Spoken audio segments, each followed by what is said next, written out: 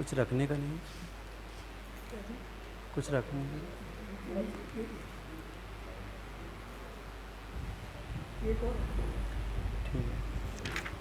अच्छा अच्छा,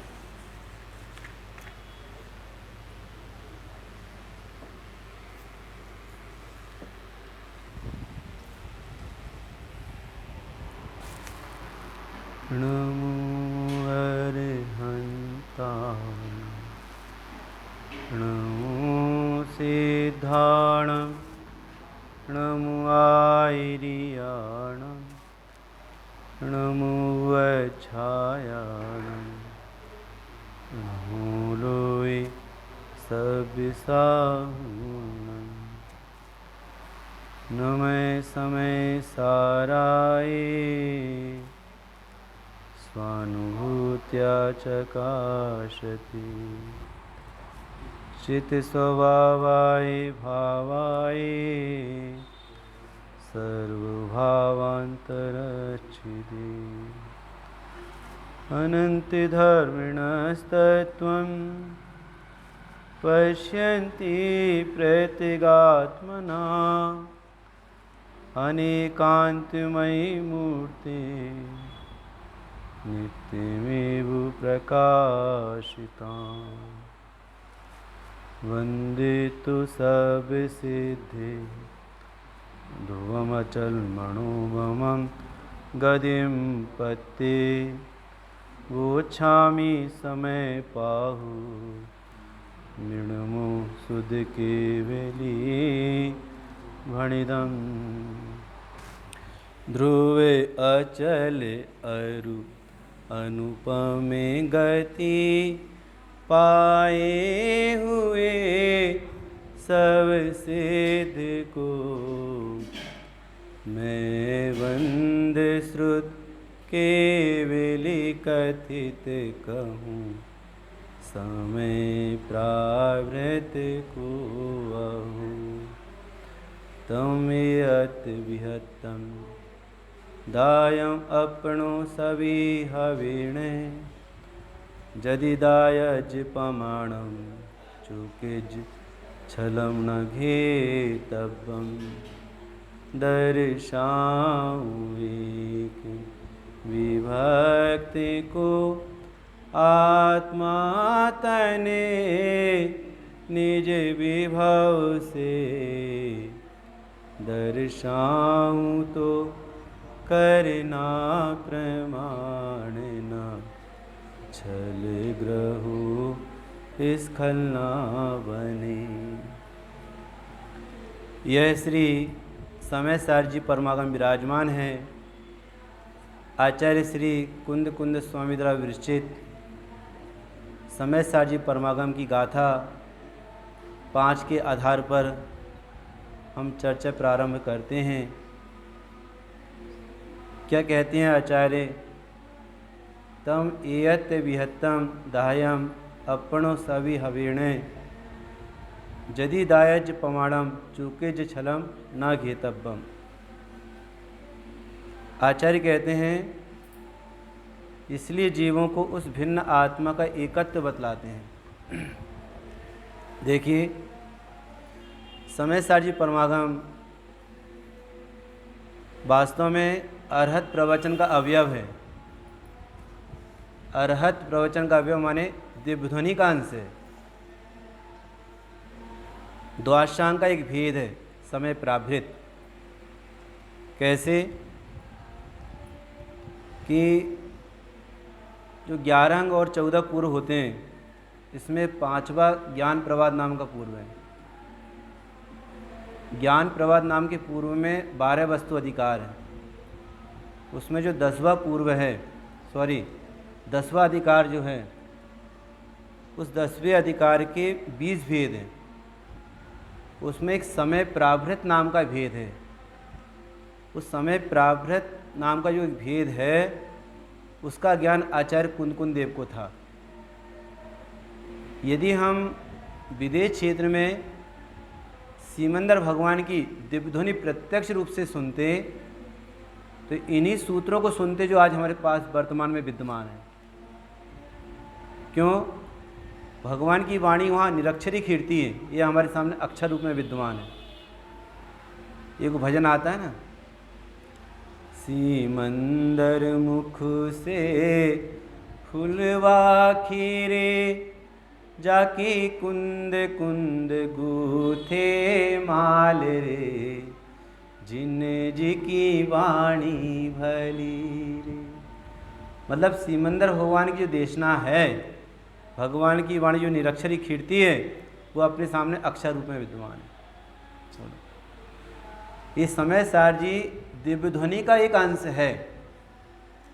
इस बात को आचार्य अमृतचंद देव ने पहली गाथा की टीका में लिखी। ये अरहत प्रवचन का अवयव है, अनादि निधन परमागम है, इसका नाम शब्द ब्रह्म है।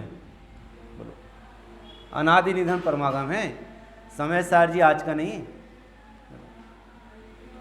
वर्तमान में इसका लेखन का कार्य आज से 2000 वर्ष पहले आचार्य कुंदकुंद देव के द्वारा हुआ है, लेकिन संस्कृत टीका जो आत्मिक ख्याति की आचार्य अमृतचंद देव की हैं, उन्होंने ये कहा, समय सार परमागम अनादि निधन परमागम है।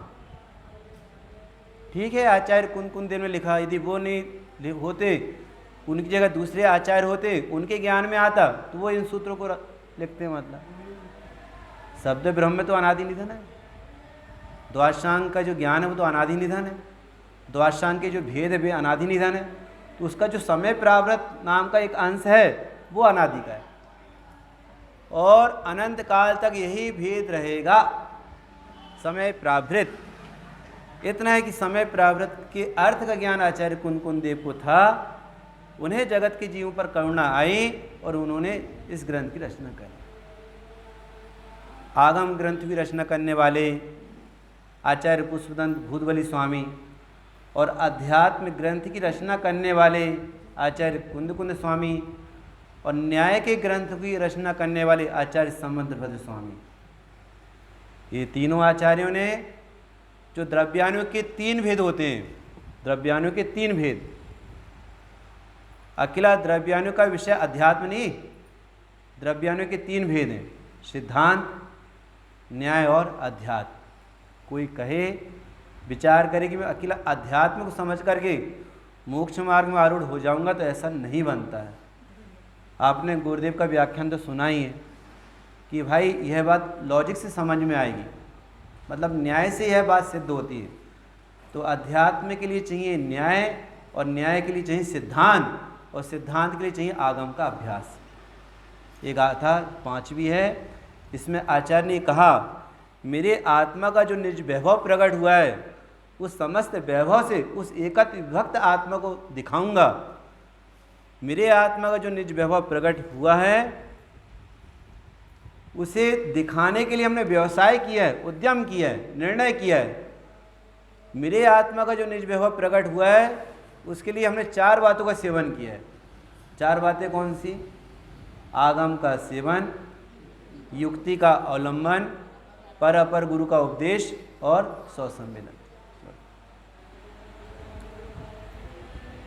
रोचन सार जी में की 232 गाथा है, रोचन सार जी की 232 गाथा।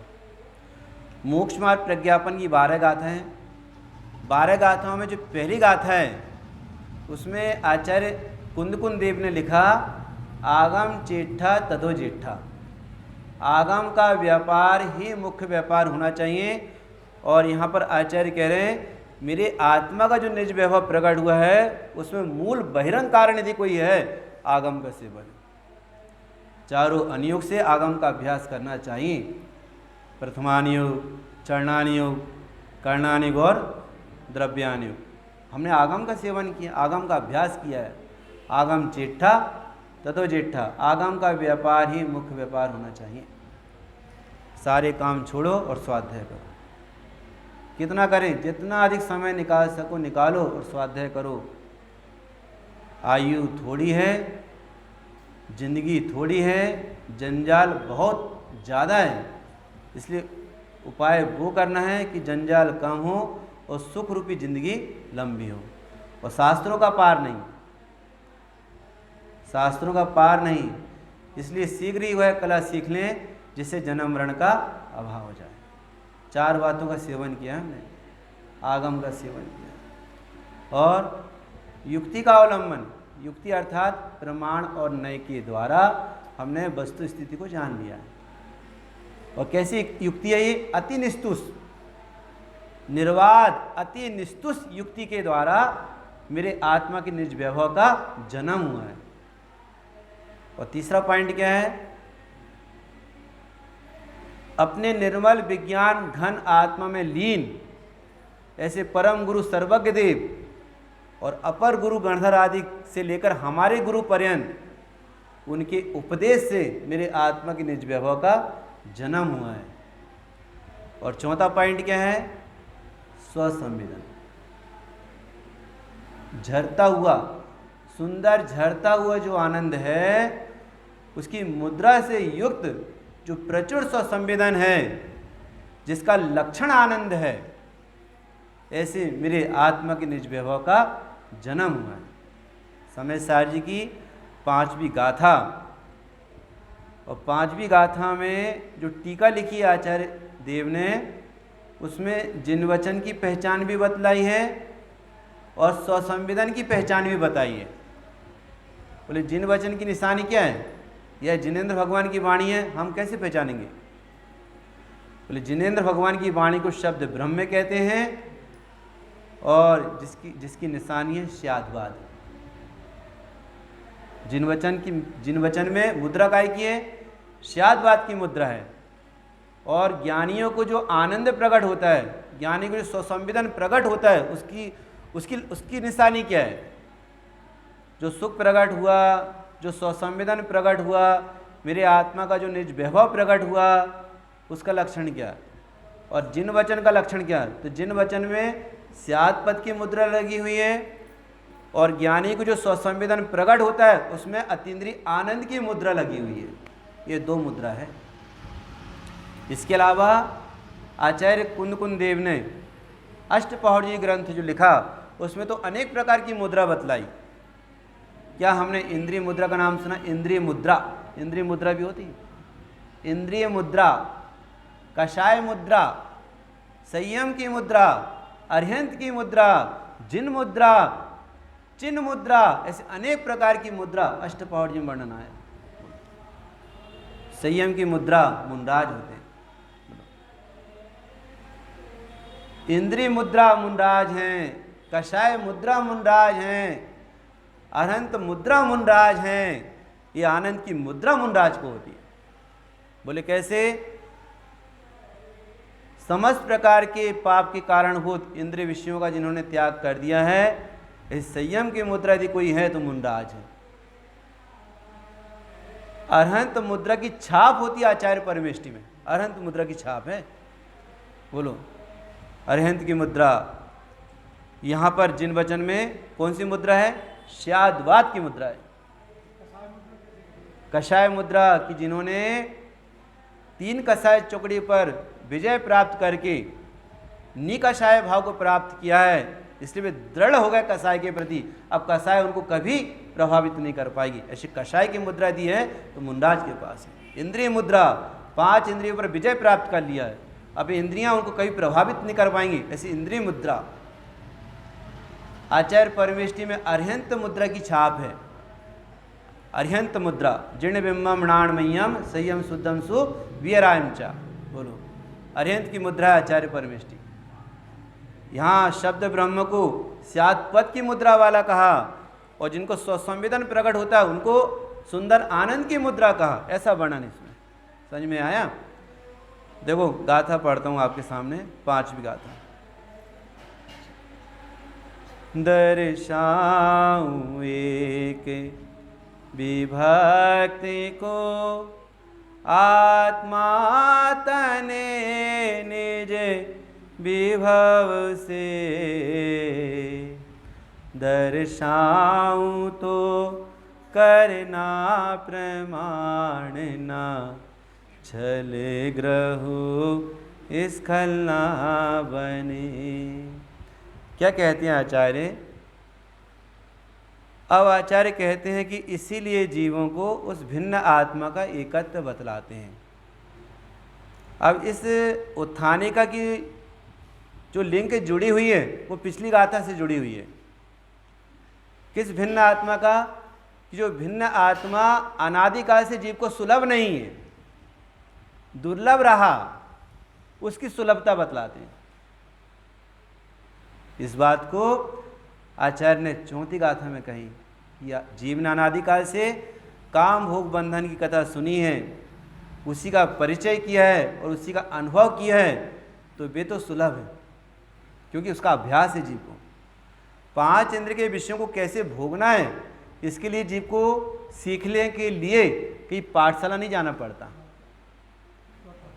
जब गाय का बछड़ा जंगल में पैदा होता है, ना वहाँ तो ग्वाला है ना कोई मालिक है, वो गाय का बछड़ा पैदा हुआ, गिरता है, फिर खड़ा होता है, गिरता है, खड़ा होता है, उसे भूख लगती है, वो गाय के थन में जाकर लग जाता है।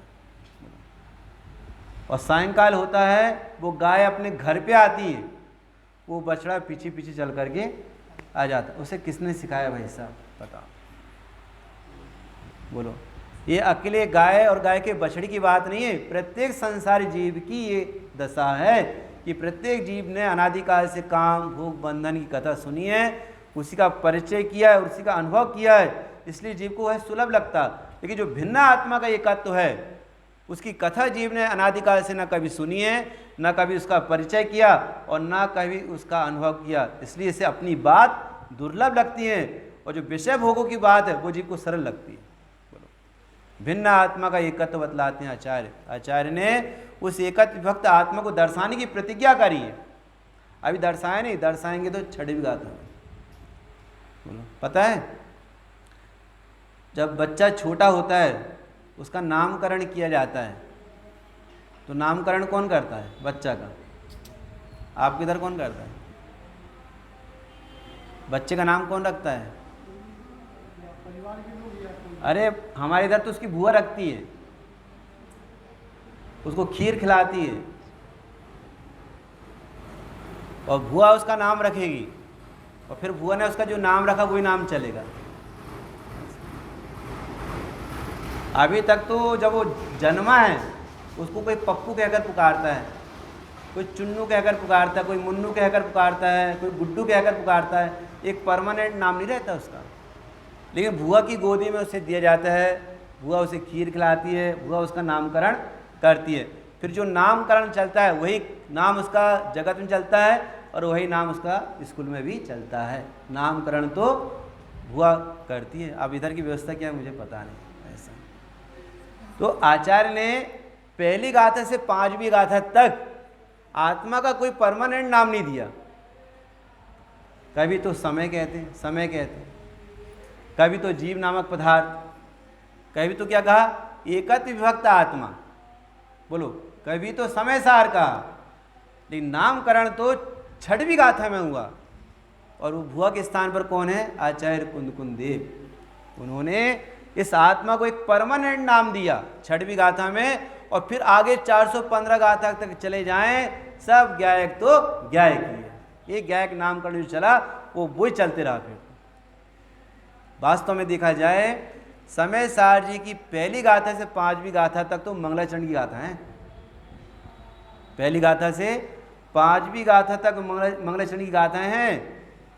पहली गाथा से 12वीं गाथा तक तो अकेली भूमिका बनाई है समय सार जी की। एक प्रकार से देखा जाए तो पूरा स्ट्रक्चर तैयार किया है। समय सार जी की शुरुआत वास्तव में 13वीं गाथा से हुई है। कहाँ से? 13वीं गाथा। वहाँ भवन तैयार हुआ है 13वीं गाथा से। तो पहली गाथा में आचार्य देव ने अनंत सिद्धों की स्थापना करी है। अनंत सिद्धों को नमस्कार करके समय सार जी को कहने की प्रतिज्ञा करी आचार्य ने पहली गाथा में। वंदितु सभ्य सिद्धि, ये पहला शब्द है। अनंत सिद्धों को नमस्कार करता हूँ, अनंत सिद्धों की स्थापना करता हूँ। कहाँ पर? अपने श्रुत ज्ञान में, और जो श्रोता सुनने आए ना उनके श्रुत ज्ञान में भी अनंत सिद्धों की स्थापना की है। बोले क्यों? जैसे हम सिद्ध बनने लायक हैं ऐसे श्रोतागण भी सिद्ध बनने लायक हैं। वंदितु सभ्य सिद्धि, अनंत सिद्धों को नमस्कार करके बोच्छामी समय पाहुड़ मृणुमो केवली सुध केवली भणिदम। अनंत सिद्धों को नमस्कार करके केवली और श्रुत केवली के द्वारा कहा गया जो समय प्राप्त समय पाहुड़ है उसे कहूंगा। आचार्य ने कहने की प्रतिज्ञा कहाँ पर करिए? पहली गाथा में। समय पाहुड़ को कहने की प्रतिज्ञा। समय पाहुड़ कहो प्राकृत में, संस्कृत में कहो समय प्रावृत, और हिंदी में क्या कहते हैं? समय सार। जिसे समय सार कहते हैं उसे संस्कृत में समय प्रावृत कहते हैं, प्राकृत अभ्रंश में उसे समय पाहुड़ कहते हैं। तो बोच्छामी समय पाहुड़ को कहूँगा, समय सार को कहूँगा। कैसे समय सार को कहूँगा? केवली शुद्ध केवली भणिदम, जो केवली और श्रुत केवली के द्वारा कहा गया है, मतलब ये प्रामाणिकता बतलाई। बोलो। और किनको नमस्कार करके? अनंत सिद्धों को नमस्कार करके। वंदितु सभ्य सिद्धि, सभ्य सिद्धि माने अनंत सिद्धों को नमस्कार करके। क्यों भैया सिद्धों को नमस्कार क्यों किया? अरहंतों को भी तो नमस्कार कर सकते थे भैया। भैया क्या कहा हमने? अरहंतों को भी नमस्कार कर सकते थे, सिद्धों को भी नमस्कार क्यों किया? तो देखो ये अध्यात्म का ग्रंथ। आगम ग्रंथों में नमस्कार अरहंतों को किया जाता है, आध्यात्मिक ग्रंथों में नमस्कार सिद्धों को किया जाता है। एक ग्रंथ काय का है? अध्यात्म ग्रंथ। बोलो आध्यात्मिक कहते किसे? आगम के सारभूत चिदानंदमय आत्मा को अध्यात्म कहते हैं।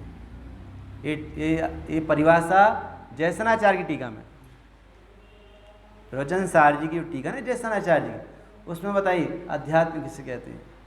आगम के सारभूत चिदानंदमय आत्मा को अध्यात्म कहते हैं। बोले कैसे? बोले अध्यात्म घी स्थानीय है और आगम मक्खन स्थानीय है। आगम यदि मक्खन है तो अध्यात्म घी है। ये समझो पूरा भारत का नक्शा आगम है, और भारत के नक्शे में खनिया धाना अध्यात्म। अब भले इसमें अनेक प्रकार के देश प्रदेश हो, भारत में अनेक प्रकार के जिला हो, तहसील हो, जो भी हो, हमें प्रयोजन तो खनिया धाना से है। तो आगम ग्रंथों में पूरे विश्व की व्यवस्था बतलाई गई है, लेकिन प्रयोजन तो हमारे आत्मा से है। समझ में आया? इसलिए आगम को रखा घी के स्थान पर, आगम को रखा मक्खन के स्थान पर, और अध्यात्म को रखा है घी के स्थान पर। और समय सारी ग्रंथ जो है ये अध्यात्म की प्रधानता वाला ग्रंथ है, पर इसमें आगम की चर्चा भी है। आगम की चर्चा थोड़ी है, अध्यात्म की चर्चा ज़्यादा है। आचार्य कुंद देव के 5 परमागम, जिसमें एक पंचास्ति का एक ग्रंथ है, उसमें बहुत ज़्यादा आगम की चर्चा है और आध्यात्मिक चर्चा थोड़ी है। प्रवचन सार जी में आगम की चर्चा भी है और अध्यात्म की चर्चा भी है। समय सार जी में आध्यात्मिक चर्चा भी है और आगम की चर्चा भी है। और नियम सार जी में सर्वोत्कृष्ट आध्यात्म की चर्चा है। नियम सार जी परमागम में सर्वोत्कृष्ट आध्यात्मिक चर्चा है, पर उसमें भी आगम की चर्चा कहीं ना कहीं मिलती है। वो कौन सा अधिकार है? दूसरा अजीब अधिकार। उसमें अजीब तत्व का माने 5 द्रव्यों का खूब वर्णन किया आचार्य ने, बड़े संक्षेप में किया, लेकिन आगम की चर्चा तो आई वहाँ पे भी। समझ में आया? अष्टपौड़ ग्रंथ में मुनिराज का जीवन कैसा होता है, मुनिराजों के जीवन में जब भी शिथिलता आई है, उस शिथिलता को दूर करने के लिए तब तक अष्टपौड़ी ग्रंथ को आगे किया गया। ये 5 पहाड़ आचार्य कुंद देव के हैं, और अभी आचार्य कुंद देव का एक पहाड़ और मिला है, झाण अज्झण पहुड़। झाण अज्झण पहुड़ मतलब ध्यान अध्ययन पहुड़, एक ग्रंथ और मिला अभी आचार्य कुंद देव का, ध्यान अध्ययन पहुड़। जैसे है ना, जैसे 84 पहाड़ थे आचार्य कुंद देव के, आपने कुछ ही पहाड़ का पता है, बाकी पहाड़ का पता नहीं। ये पहाड़ और सुनने में आया है अभी, ऐसा है। समझ में आया? तो आचार्य उस भिन्न आत्मा का एकत्व तो बतलाते हैं, उसको दर्शाने की प्रतिज्ञा करी, पर बात तो वहाँ से चालू हुई है कि समय पहाड़ को आपने कहने की प्रतिज्ञा पहले करी है, आप यहाँ दर्शाने की प्रतिज्ञा कर रहे हो। पहले ये बताओ कि समय क्या चीज़ है। वो छामी समय पहाड़ मिणमो, समय पहाड़ को कहूँगा। तो भगवान समय पहाड़ को कहो तो ये बताओ समय क्या चीज़ है? नहीं आए पकड़ में तो मालूम। अब देखो मेरा परिचय यहाँ तो है नहीं, अब रुका हूँ तो परिचय हो जाएगा। समय क्या चीज़ है? तो आचार्य ने समय शब्द का अर्थ खोला। समय शब्द की व्युत्पत्ति बतलाई है। बोले कैसे? बोले समय शब्द बना कैसे बतलाओ? बोले सम प्लस अय, दो शब्दों से मिलकर के समय शब्द बना। और प्रश्न क्या किया था कि समय प्रारब्ध को कहूँगा तो समय क्या चीज़ है? शिष्य ने प्रश्न खड़ा किया कि भगवान आप जिस समय पहाड़ को कहने की प्रतिज्ञा कर रहे हैं, पहले हमें बताओ समय क्या चीज़ है? समय सार, उसका सार क्या वो बात तो बाद में, पहले ये बताओ समय क्या चीज़ है? तो आचार्य कहते हैं समय शब्द की व्युत्पत्ति सम प्लस अय, दो शब्दों से मिलकर हुई है, जिसका अर्थ होता है सम माने एक साथ, और अय गमनार्थक धातु है। अय कौन सी धातु है? गमनार्थक धातु है। गति के अर्थ में उस धातु का प्रयोग किया जाता है जिसका अर्थ है एक साथ जानना और एक साथ ही परिणमन करना। तो सम का अर्थ होता है एक साथ, और अय का अर्थ होता है परिणमन करना और जानना। तो 6 द्रव्य हैं, 6 द्रव्यों में जो जीव नामक पदार्थ है वो एक ही साथ जानता भी है और परिणमन भी करता है। लेकिन जो 5 द्रव्य हैं वे परिणमन तो करते हैं पर जानते नहीं हैं। इसी समय सार में समय कहा है तो जीव नामक पदार्थ को कहा है। न्याय पकड़ा। द्रव्य कितने होते हैं? 6 होते हैं। समय सार जी में जिस समय को कहा गया है वो 5 द्रव्यों को कहा कि जीव नामक पदार्थ को कहा है। बोले जीव नामक पदार्थ को कहा, बोले क्यों? वो एक साथ ही जानता भी है और परिणमन भी करता है। लेकिन जो 5 द्रव्य हैं, पुद्गल, धर्म, अधर्म, आकाश और काल, वे एक साथ परिणमन तो करते हैं पर जानने का धर्म उनमें नहीं है। इस समय सार की दूसरी गाथा में यदि समय कहा है तो जीव नामक पदार्थ को कहा है। बोलो और कैसा ही है ये समय माने जीव नामक पदार्थ कैसा है? एक केवली और श्रुत केवली के द्वारा कहा गया होने से प्रामाणिकता को प्राप्त है। इसे अन्य मतियों के समान कल्पित नहीं समझना। एक केवली श्रुत केवली के द्वारा कहा गया है, इससे यह सिद्ध हो रहा है कि आचार्य कुंद कुंदेव विदेह क्षेत्र गए थे और प्रत्यक्ष वहां सिमंदर भगवान की देशना सुनी और उन्होंने यहाँ पर आकर ये ग्रंथ लिखा। ये प्रामाणिकता इससे सिद्ध होती है कि केवली और श्रुत केवली के द्वारा कहा गया है समय सार। लेकिन जब तीसरी गाथा आती है तो उस तीसरी गाथा में भी आचार्य ने समय का वर्णन किया है। आचार्य ने तीसरी गाथा में भी समय का वर्णन किया है, पर दूसरी गाथा का समय और तीसरी गाथा का समय दोनों में अंतर है। क्या अंतर? बोले अंतर यह है, दूसरी गाथा में समय कहा है वो जीव नामक पदार्थ को कहा है, और तीसरी गाथा में समय कहा है तो 6 द्रव्यों को कहा है। बोले कैसे? वहां अर्थ बदल दिया। कैसे अर्थ बदला? यहां समय में अय का अर्थ लिया जानना और परिणमन करना, और वहां समय में अय का अर्थ लिया है प्राप्त करना। प्राप्त करना माने परिणमन करना। क्या कहा कि 6 द्रव्य परिणमन करते एक साथ ही। हाँ, 6 द्रव्य एक साथ परिणमन करते हैं। वहां मुख्यतः जीव की नहीं है, वहां मुख्यतः विश्व की व्यवस्था की है कि विश्व में अनादि निधन वस्तुएं भिन्न भिन्न अपनी मर्यादा सहित स्वयं परिणमित होती है। कोई किसी के अधीन नहीं है और कोई किसी के परिणमन कराने से परिणमित नहीं होता। विश्व की बहुत सुंदर व्यवस्था है। जगत के पदार्थ सब सुंदर है। और वे द्रव्य विश्व में सारे एक साथ रह रहे हैं। तीसरी गाथा में क्या कहा? वे सारे पदार्थ माने वे जितने जितने भी पदार्थ हैं, जीव अनंत, पुद्गल अनंत अनंत, धर्म द्रव्य एक, अधर्म द्रव्य एक, आकाश द्रव्य एक और काल द्रव्य लोक प्रमाण असंख्यात, वे जितने भी पदार्थ हैं वे विश्व में अत्यंत एक क्षेत्र कहा, अत्यंत निकट नीर क्षीर की भांति उसी लोकाकाश में रह रहे हैं। जहाँ अनंत जीव है वहीं अनंत अनंत पुद्गल है, वहीं धर्म द्रव्य, वहीं अधर्म द्रव्य, वहीं आकाश द्रव्य और वहीं लोक प्रमाण असंख्यात काल द्रव्य हैं। सारे पदार्थ विश्व में एक साथ रह रहे हैं, लेकिन एक साथ में रहने पर भी एक दूसरे को डिस्टर्ब नहीं करते। बोलो। और सभी पदार्थ अपने गुण पर्यायों का स्पर्श करते हैं, अपने गुण पर्याय रूप प्रणमन करते हैं, एक साथ में रह रहे हैं लेकिन एक दूसरे को डिस्टर्ब नहीं करते, इसलिए उनकी अनंत व्यक्तिता नष्ट नहीं होती। इसलिए जगत कैसा है? सुंदर है। बताओ, एक भी द्रव्य अन्य द्रव्य रूप हुआ होगा तो बतलाओ। ये जीव कब का है? अनादिकाल का है। कितने संबंधी नहीं मिले इसको अनादिकाल से? भाई बंधु कितने नहीं मिले? एक भी इसके बने हो तो बतलाओ। बोलो। बड़े पंडित जी की प्रवचन में आता है, ये जीव ना अनादिकाल से एक भी परमाणु को अपना नहीं बना सका। अनादिकाल से एक भी परमाणु को अपना बना नहीं सका, और अभिप्राय में से एक भी परमाणु को छोड़ा नहीं।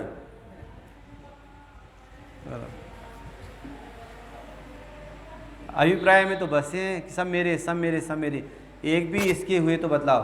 भूतकाल के माता पिता कहाँ गए सारे? अरे भूतकाल के माता पिता की क्या बात करें? पंडित सदा सुखदास जी ने लिखा रत्नगण सावकाचार्य जी में, इस लोक की सामग्री इस लोक में ही साथ में नहीं चलती। इस लोक की सामग्री इस लोक में ही साथ में नहीं चलती तो अन्य की क्या बात करें? जगत सुंदर है। क्या कहा तीसरी गाथा में? एकत्व निश्चय गत समय सर्वत्र सुंदर लोक में, उससे बने बंधन कथा जू विरोधिनी एकत्व में। जगत सुंदर है। तो फिर ये बतलाओ, जिस समय की आप बात कर रहे हैं भगवान, उस समय में दुविधता कहाँ से आई? जब जगत इतना सुंदर है और वो एक दूसरे को डिस्टर्ब नहीं करते, उनमें सर्व संकर नाम का दोष नहीं आता। जगत के पदार्थों में सर्व संकर नाम का दोष नहीं आता। पता है सर्व संकर मानी क्या होता है? सर्व संकर माने वर्ण संकर। अनेक प्रकार के संकर हैं समय सारणी में। ये क्या है? भाव्य भावक, और ये सर्व संकर दोष। मतलब सर्व संकर उसे कहते हैं कि पदार्थों का मिश्रण हो जाना। यदि विश्व की ऐसी सुंदर व्यवस्था नहीं होती तो विश्व के सारे पदार्थ मिलकर के एक ढीला बन जाता, तो भिन्न भिन्न सत्ता नहीं रहती, या तो ढीला बन जाता या तो फिर शून्यत्व का प्रसंग आता। लेकिन आज तक ऐसा हुआ है कि बताओ? कितने शरीर ये जीव ने धारण ने किए, कितने शरीर पंचपरावर्तन में छोड़े नहीं है, एक भी शरीर इसका हुआ नहीं। तो जीव कब का है? अनादिकाल का है। ऐसे कितने जीव हैं? अनंत जीव राशि है, वे भी कब की हैं? अनादिकाल की हैं। बोले। और ऐसे कई परमाणु मिले हैं बिछुड़े हैं, कई परमाणु मिले हैं बिछुड़े हैं। इसका मतलब है कि परमाणु भी कब के हैं? अनादिकाल के। और जिन स्थानों पे वे रह रहे हैं वो आकाश द्रव्य कब का है? अनादिकाल का है। और वो जीव और पुद्गलों का गमन होता है, तो गमन में सहायक कौन? धर्म द्रव्य होता है। वो धर्म द्रव्य भी कब का है? अनादिकाल का है। तो जीव और पुद्गल गमन पूर्वक ठहरते हैं, ठहरने में सहायक कौन होता है? अधर्म द्रव्य होता है। तो अधर्म द्रव्य भी कब का है? अनादिकाल का है। और ये जीवादिक पदार्थ, इनमें परिणमन भी होता है। और ये परिणमन कब से चालू है? अनादिकाल से। इनके परिणमन में सहायक कौन होता है?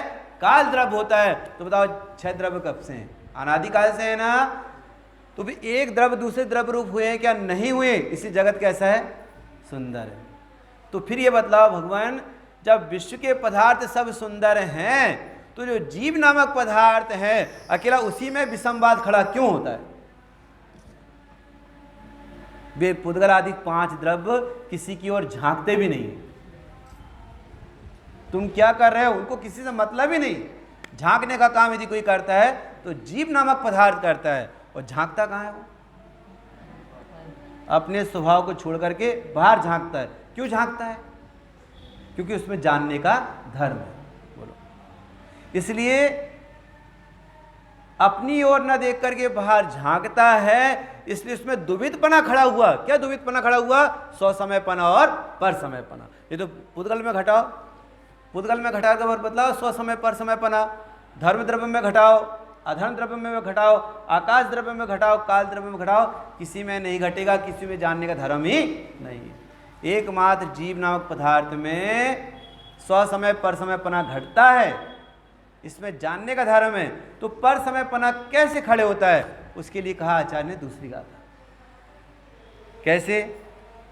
जीव चरित्र दर्शन ज्ञान स्थित स्वसमय निश्चय जानना, स्थित कर्म पुद्गल के प्रदेशो पर समय जीव जानना।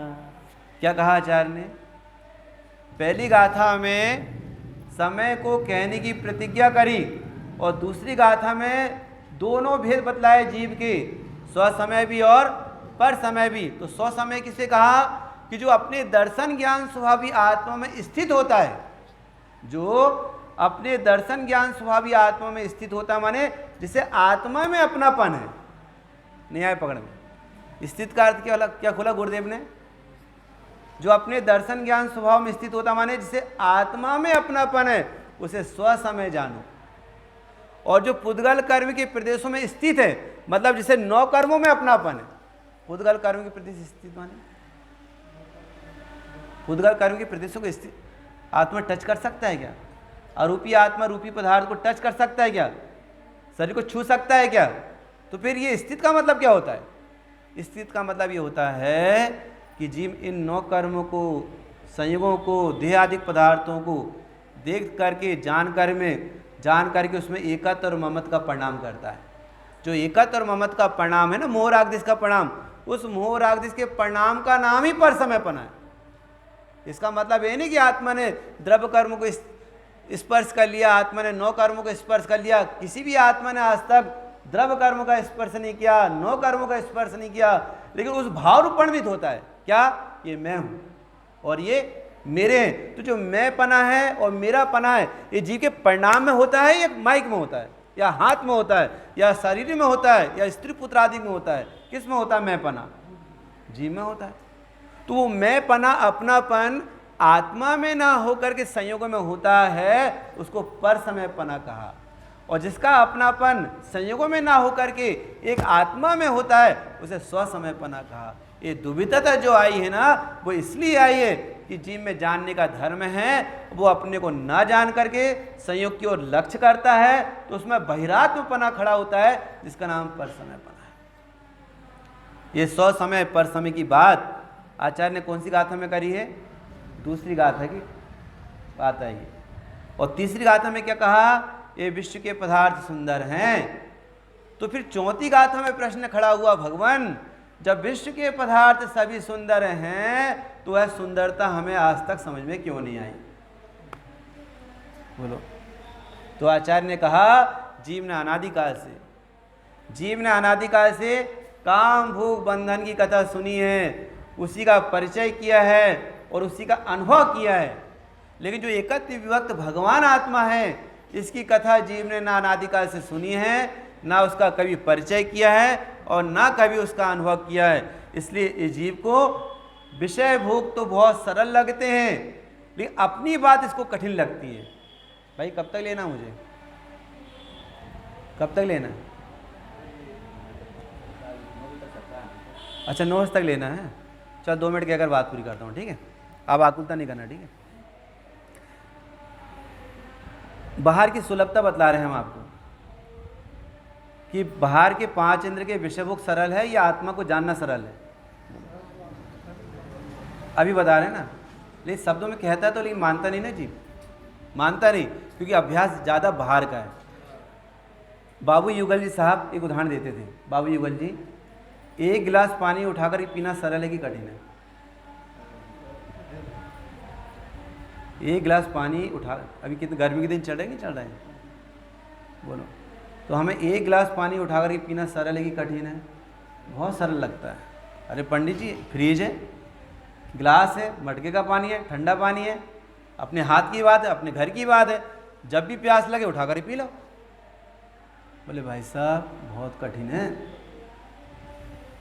बोलो, जिस हाथ से तुम गिलास उठाने की बात कर रहे हो, ये हाथ तुम्हारा है क्या? तो बताओ, आत्मा और शरीर के बीच की दूरी कितनी है? बताओ भैया, आत्मा और शरीर के बीच की दूरी कितनी है? अभी 4-5 दिन पहले गुरुदेव के व्याख्यान में आया था, शरीर और आत्मा के बीच की दूरी क्या बताया गुरुदेव मालूम? अत्यंत अभाव है, यही दूरी है। जब हाथ तुम्हारा नहीं तो गिलास तुम्हारी कैसे होगी? बोलो, एक गिलास पानी उठा करके पीना दुर्लभ है, पर आत्मा को जानना सरल है। क्यों? ये अपने घर की बात है और उपयोग मेरा, उपयोगवान भी मैं ही, तो अपने उपयोग को बाहर से समेट करके आत्मा को जानने में लगा है, उसका आनंद आएगा, शांति का भोग करेगा और जीव अनंत काल के लिए सुखी हो जाएगा। इसी मंगल भावना से हम विराम लेते हैं।